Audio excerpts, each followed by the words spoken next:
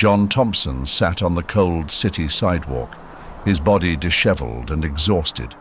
His clothes were tattered, an old jacket, and a pair of worn-out jeans reflecting the hard life he led. People passed him by, some not even noticing his presence, others tossing a few coins into his old plastic cup. John looked down at the ground, his eyes weary and filled with sadness. He remembered a time not so long ago when he was a respected man in his community. Back then, John was a master stonemason, a skilled craftsman proud of his work. With strong, capable hands, he shaped stone, creating structures that would last for centuries. His work was his passion and filled him with a deep sense of purpose. Every day, John returned to his modest but cozy home. Upon opening the door, he was always greeted by the warm smile of his wife, Charlotte, and the cheerful greeting of his young daughter, Emma. Charlotte, with her dark hair and bright eyes, was the pillar of his life. Emma, with her contagious laughter and boundless energy, filled the house with joy. Family nights were moments of simple happiness, having dinner together and sharing stories of the day. But everything changed abruptly. John still remembers, clearly, the day he received the draft notice for the war in Iraq. It was a cloudy morning, and the sound of the mail dropping into the mailbox echoed like thunder in the silence of his home. Upon opening the letter, he felt a knot in his stomach. The war was calling him, and there was no way to avoid it. The news was a devastating blow to the family. Charlotte tried to stay strong, but her eyes reflected worry and fear. Emma, too young to fully understand, only knew that her dad was leaving and that everyone was sad. The farewell was emotional. John hugged Charlotte tightly, feeling the desperation in her embrace. "I'll be back soon," he told her, though he wasn't sure if it was true. Emma, with her little arms around his neck, whispered in his ear, "Daddy, don't go for too long." John couldn't hold back the tears as he kissed his daughter's forehead, promising her that he would return. That promise would haunt him in the dark days to come. Time in Iraq was a living hell. John faced constant danger. The sound of explosions and the whistling of bullets were his daily reality. But what weighed on him most was the distance from his family. Each day on the front lines was a struggle not only for his life, but also to keep alive the hope of returning home. The night was dark and silent in the Iraqi desert, except for the murmurs and whispers of the soldiers at the base. John Thompson, along with his unit, was preparing for another patrol. The air was thick with dust and tension. The soldiers' faces reflected a mixture of fatigue and determination. John adjusted his gear, the weight of his rifle a familiar burden in his hands. "Ready, guys?" asked the sergeant, his voice low but firm. The men nodded, exchanging glances of support and understanding. They knew what it meant to go out there, the constant danger, the possibility of not returning. The patrol advanced slowly through the narrow, desolate streets of a ruined city. Shadows moved around them, every corner, every window, a potential threat. John kept his eyes peeled, his senses alert. Beside him, Corporal Ramirez muttered, "What do you think there'll be for dinner tonight, Thompson?" "The usual, probably," John replied with a weary smile. "Some kind of ration that even dogs wouldn't eat." "I'd settle for anything that isn't explosive," Ramirez said, trying to ease the tension with a touch of humor. Suddenly, an explosion ripped through the air. John was thrown to the ground, the deafening sound of the blast ringing in his ears. Dust and debris filled the air, mixing with the shouts of his comrades. He tried to get up, but a sharp pain shot through his right shoulder. "John! John! Are you okay?" Ramirez's voice reached his ears, distant and blurry. "My shoulder! I can't move it," John gasped, the pain intensifying with each attempt to move. His comrades dragged him to safety, away from the chaos. John felt as if the world was spinning around him, every movement amplifying his pain. Finally, darkness enveloped him.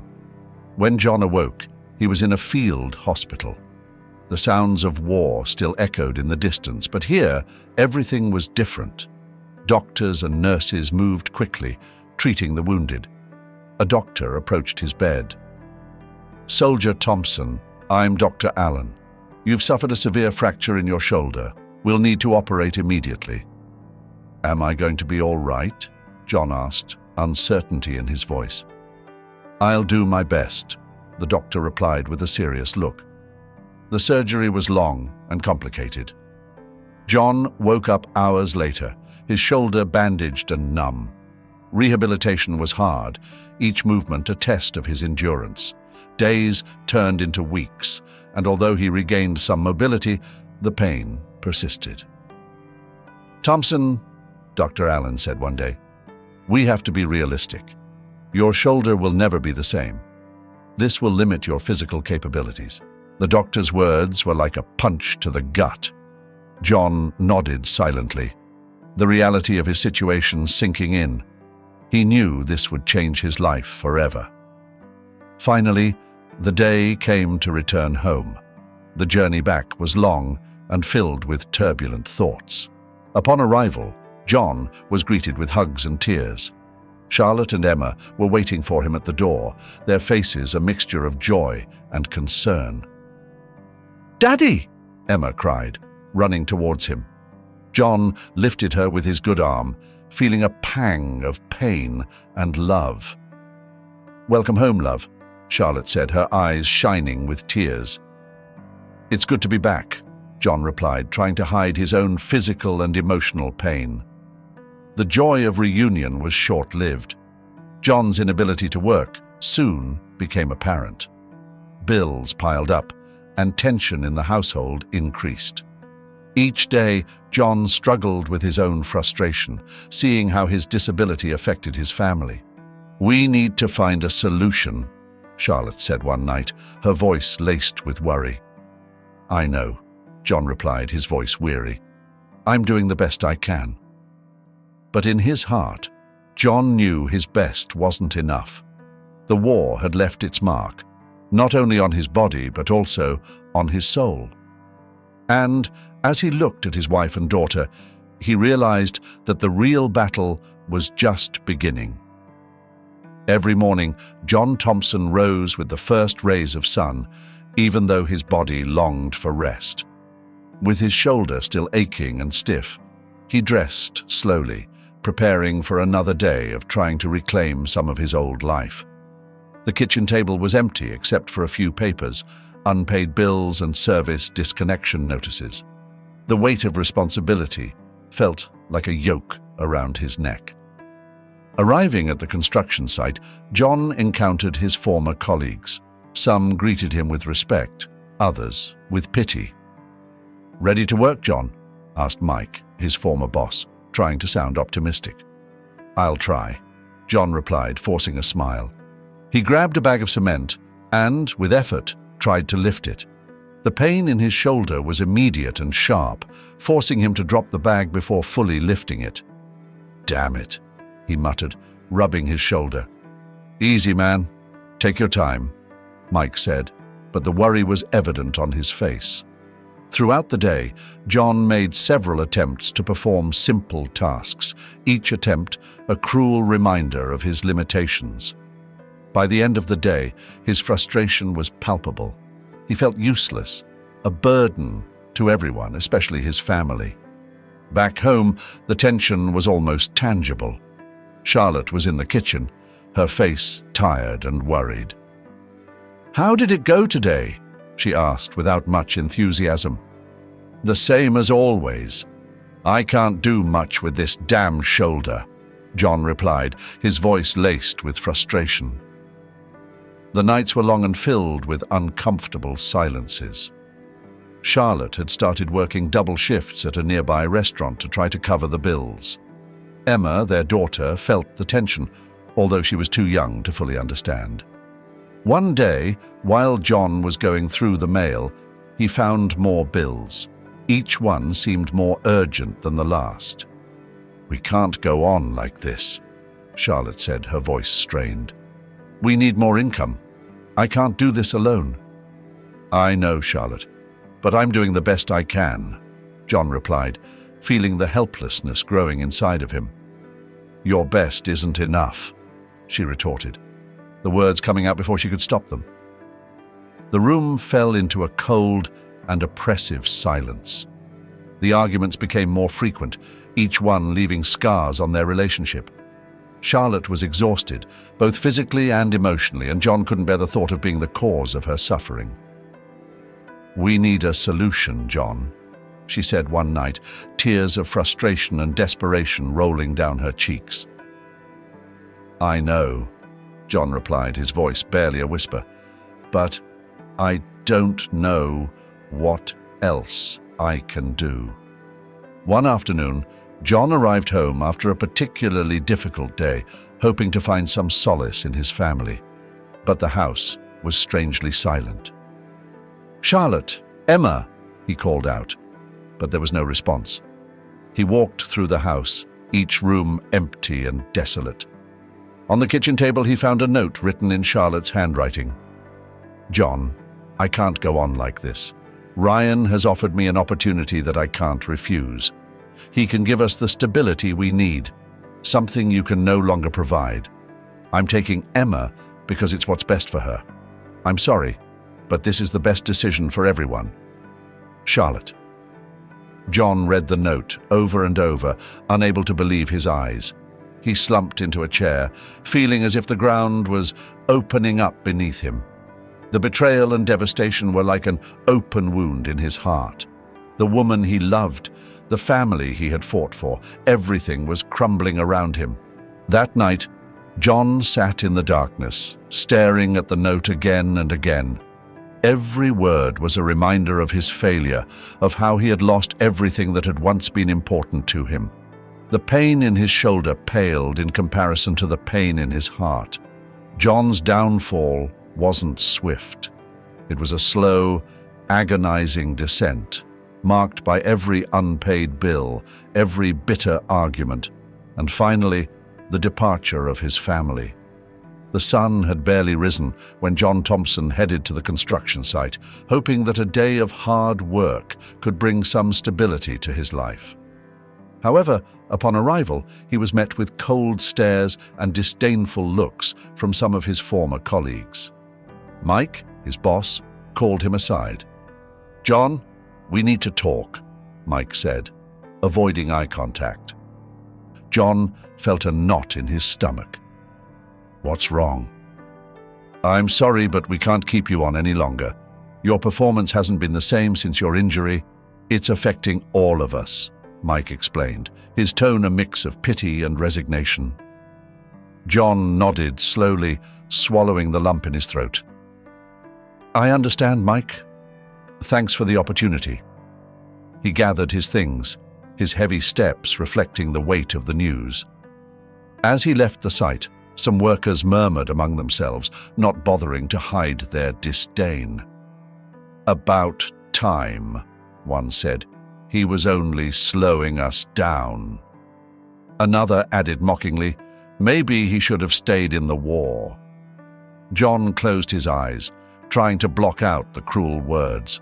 He knew there was nothing he could do to change his situation, only to accept the reality. The following days were a constant struggle. Without a steady job, John was forced to take on odd jobs, but the few coins he earned weren't enough to cover his basic needs. With each passing day, his hopes dwindled a little more. Finally, the day came when he couldn't pay the rent. The landlord, showing no ounce of compassion, evicted him. John was now a homeless man. As night fell, he sought refuge under a bridge, using cardboard and a tattered blanket to shield himself from the cold. The streets were ruthless and full of dangers. Every day was a fight to find food and a safe place to sleep. His daily routine began to take on a monotonous and desperate form. At dawn, he would head to soup kitchens, seeking a hot meal. Some days he was lucky and managed to get something to eat. Other days, he contented himself with scavenging through dumpsters, hoping to find something still edible. People on the street looked at him with disdain or, worse, indifference. He was invisible to most. One day, while searching for something to eat, a well-dressed man walked past him and said with disdain, "Get a job, you lazy bum." John felt humiliation burn in his chest, but he didn't respond. He didn't have the strength to confront the cruelty of those who couldn't understand his situation. As the weeks turned into months, the loneliness intensified. John would spend long hours sitting on a park bench, reminiscing about the happy days with his family. Emma's laughter, the warm dinners with Charlotte, all seemed to belong to another life. The nights were the worst, when the silence became deafening and memories attacked him mercilessly. However, amidst his misery, John found small sparks of humanity. He shared what little he had with other homeless people. One night he found an elderly woman shivering from the cold under a bridge. Without a second thought, he offered her his blanket. "Thank you," she said in a weak voice. "I don't know what I would have done without you."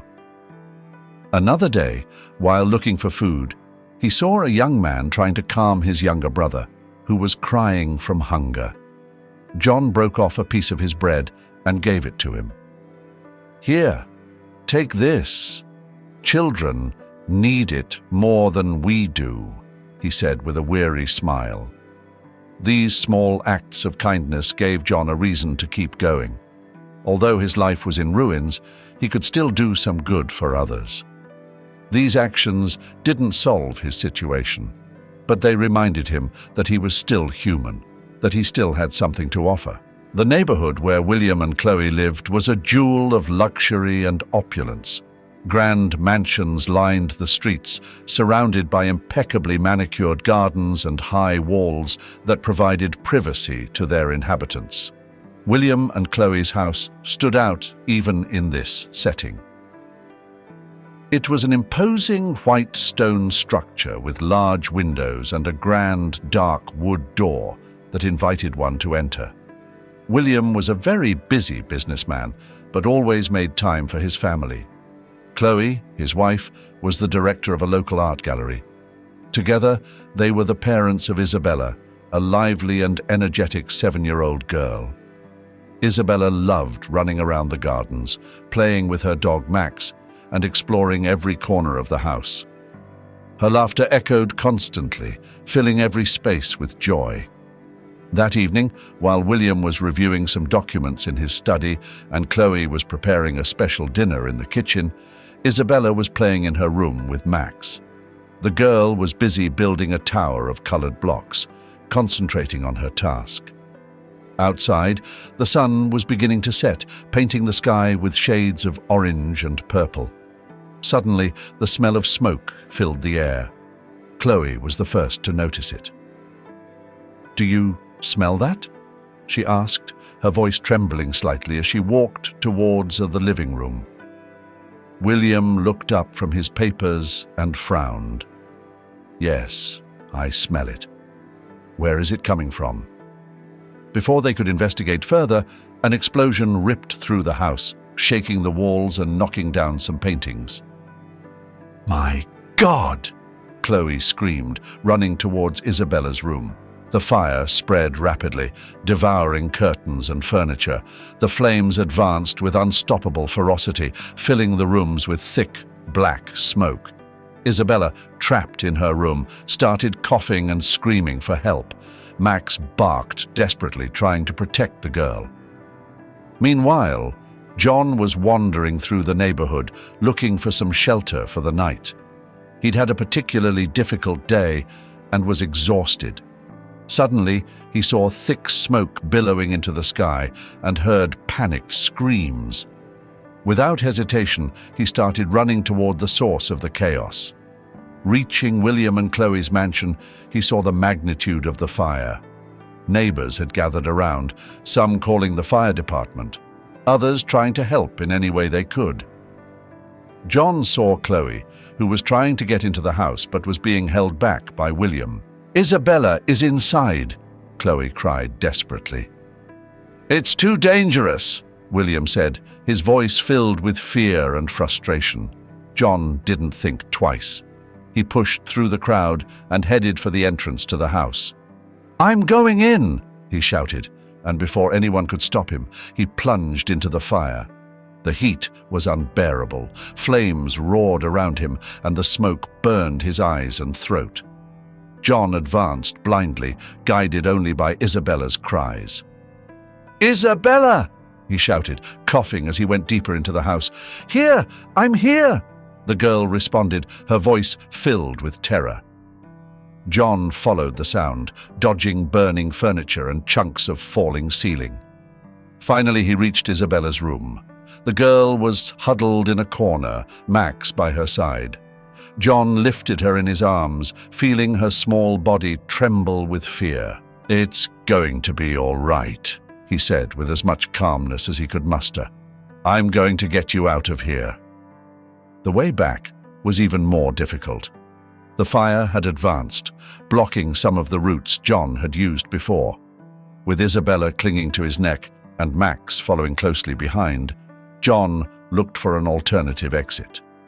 He found a window overlooking the garden and, with one last effort, broke the glass with his elbow. Carefully, he helped Isabella and Max out before following them himself. Outside, firefighters had arrived and were controlling the blaze. William and Chloe ran towards Isabella, hugging her tightly as tears streamed down their faces. John, exhausted and covered in soot, collapsed on the grass, gasping for air. The sound of fire engine sirens filled the air as flames still consumed parts of the house. When they saw Isabella in John's arms, indescribable relief washed over them. "Isabella!" Chloe cried out, tears streaming down her face. William was close behind her, his face a mixture of worry and relief. "We're okay, Mum. Dad," Isabella said, still trembling. Chloe hugged her tightly, kissing her hair as tears continued to fall. "Thank you. Thank you," was all William could say, looking at John with astonishment and gratitude. "I don't know how to thank you for what you've done." John, still catching his breath, just nodded. "I did what I had to do," he replied, his voice hoarse from the smoke. William and Chloe quickly learned of John's situation. While Isabella received medical attention, William approached John, his face full of determination. "Come to my office tomorrow. I want to help you." The next day, John found himself in William's office. It was a stark contrast to his life on the streets, an elegant office filled with high-quality furniture and artwork on the walls. William greeted him warmly. "John, what you did was incredible. I want to offer you a significant reward," William said, pulling out a check from his desk. John looked at it and shook his head. "I don't need money. I need a job, an opportunity to rebuild my life." William was struck by John's humility and determination. "Very well, John, I'll give you a chance. You can start as my assistant." The first few days at the office were a challenge for John. His initial tasks included organizing files, answering calls, and running errands. He approached each task, no matter how small, with seriousness and dedication. William watched him closely, impressed by his work ethic. "John, I need you to take these documents to the boardroom," William said one day. "Of course, sir," John replied, carefully taking the documents. As the days passed, John adjusted to his new environment. His movements became more confident and his attitude more positive. One afternoon, while John was organizing some files, Isabella came running into the office. "John! John!" she cried, hugging him enthusiastically. "Hello, Isabella," John said, returning the hug. "How are you?" "I'm good. Thank you for saving me," the girl said, her face lit up by a smile. John felt a warmth in his heart. "It was my pleasure, Isabella. I'm glad you're okay." William watched the scene from the doorway, feeling a deep respect for John. He knew he had made the right decision in giving him a chance. "John, come to my office for a moment," William said.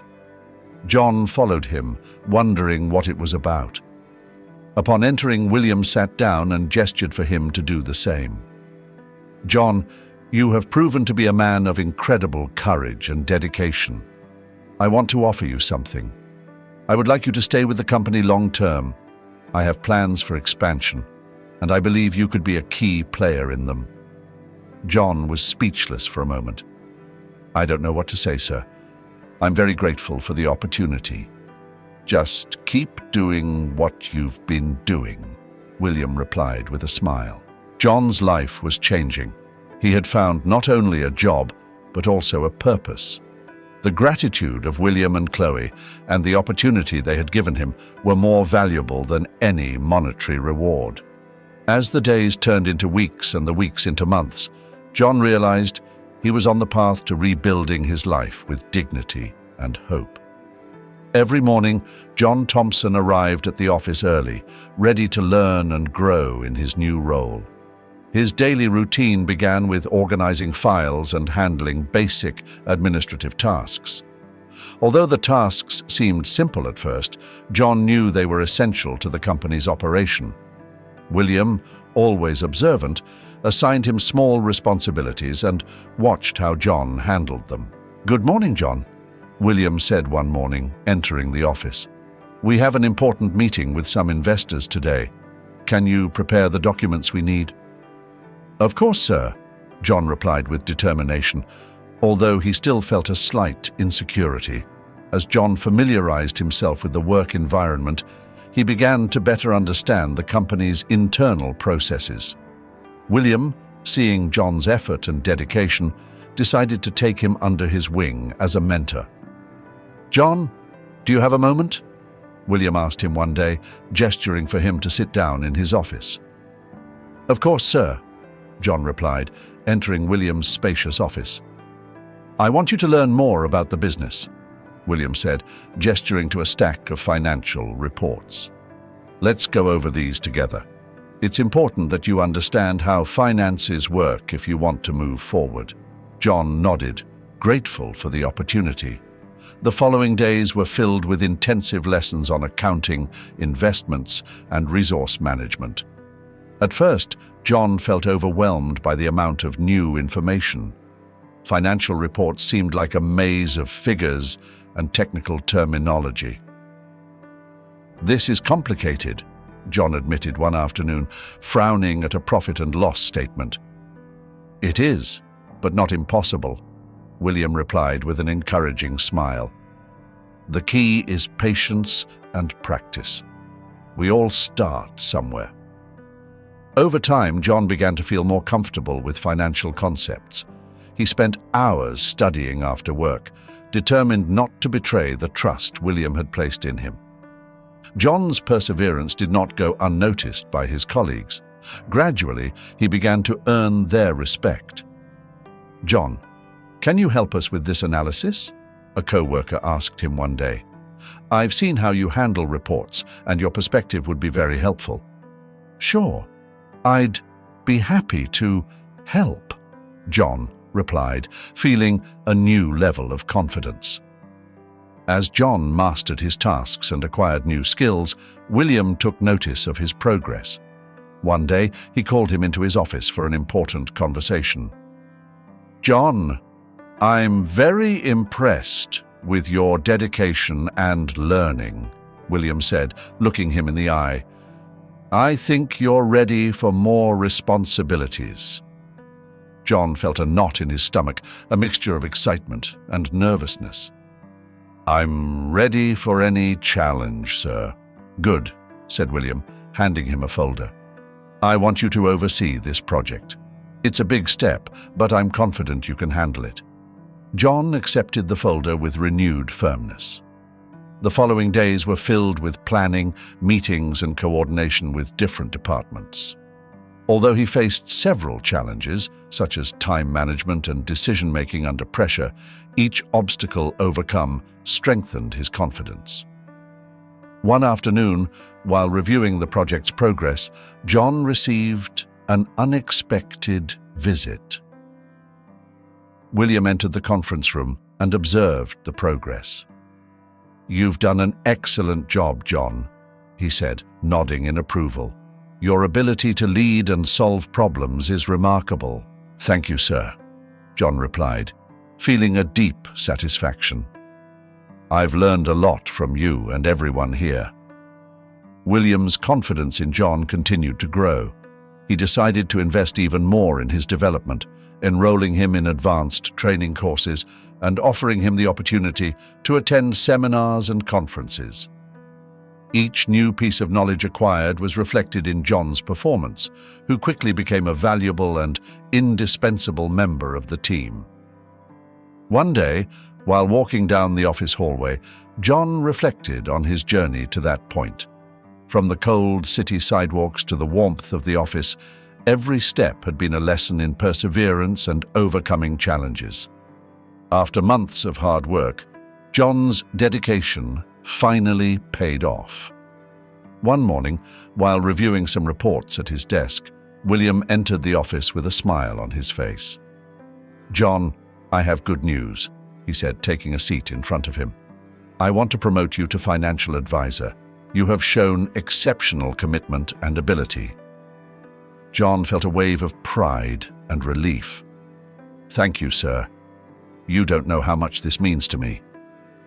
"You deserve it," William replied with a gesture of approval. "Your work has been impeccable, and I believe you have much more to offer."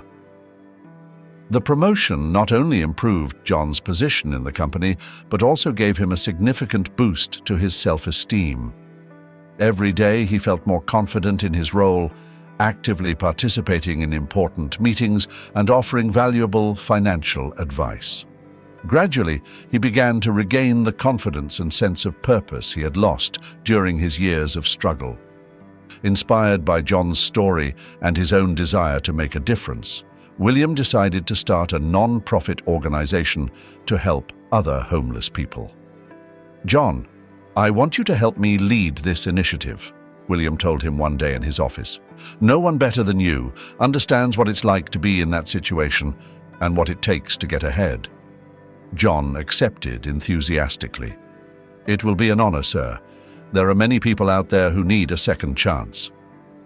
The process of setting up the organization was long and challenging, but John dedicated himself to the task with the same determination he had shown in his work.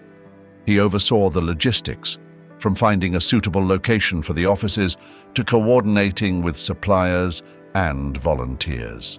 He used his own experience to design support programs that not only provided food and shelter, but also job training and psychological counseling. "I want this place to be a true starting point for all those who need it," John would say in meetings with the volunteer team. "It's not just about giving them a roof over their heads, but about giving them the tools to rebuild their lives." Meanwhile, in his personal life, John never stopped thinking about his daughter Emma. He knew that Charlotte and Ryan could offer her a stable life, but he longed to be a part of her life in some way. Without revealing his new situation, he began sending money to Emma anonymously, making sure she lacked nothing. One evening, after finishing a meeting about the charity, John decided it was time to try to reconnect with Emma. He wrote a letter, his hands shaking but determined. "Dear Emma, I hope this letter finds you well. There's not a day that goes by that I don't think about you. I know a lot of time has passed and many things have changed, but I want you to know that I will always be here for you. I love you very much. Love, Dad." Sending the letter was an act charged with emotion. He didn't know how Emma would react, but he hoped this was the first step in rebuilding their relationship. The days that followed were a mix of nervousness and hope. Every time the phone rang or he received a letter, his heart would race. Finally, one afternoon, while reviewing some documents in his office, he received a response. He opened it carefully, his heart pounding. "Dear Dad, Thank you for your letter. It's good to hear from you. I think about you too, and I hope we can talk more. I would like to know how you are and what you have been doing. Love, Emma." Tears welled up in John's eyes as he read the letter.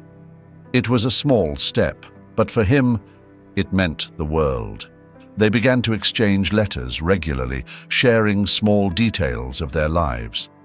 Although they hadn't seen each other in years, the letters began to rebuild the broken bridge between them.